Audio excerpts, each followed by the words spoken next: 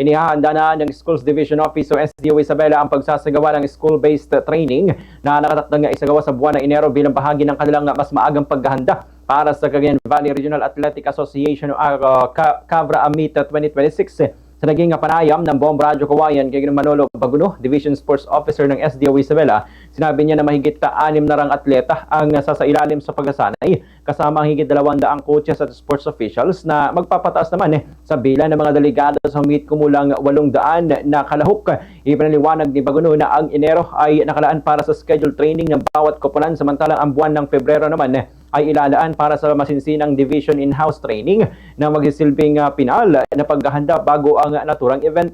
Dagdag pa niya, ang sistema ng training ay hahatiin sa 2 grupo. Ang TV events kung saan karamihan sa mga atleta ay mula sa iisang paaralan ay magsasagawa ng regular na training sa kanilang mga eskwelahan, habang ang individual events naman na binubuo ng mga atletang mula sa iba't ibang paaralan at legislative districts ay pansamantalang imomonitor ng kanilang school coaches bago sila pagsamahin sa division in-house training sa Pebrero.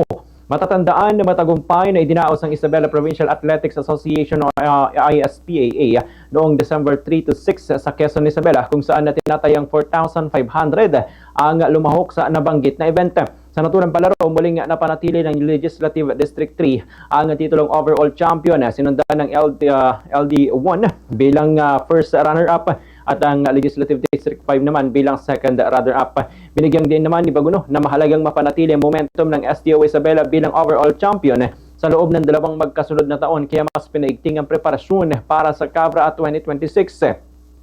Nanawagan naman ng SDO Isabela sa patuloy na suporta mula sa mga paaralan, magulang at lokal na pamahalaan upang maisulong ang kanilang layunin na makapagpadala ng isang higit na mas malakas at competitive na delegasyon sa darating na CAVRA. Ganitong bahagi ng pahayag ni Ginoong Manolo Baguno.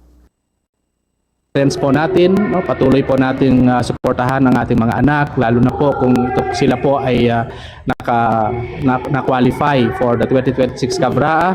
Huwag po natin silang lubayan, no?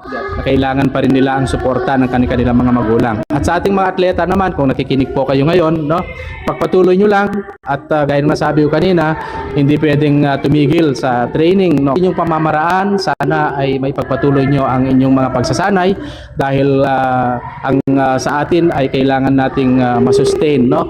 At saka kapag magandang performance niyo, hindi lamang hanggang palarong pambansa ang abutin niyo, kundi madidiscover pa kayo na pupunta sa mga international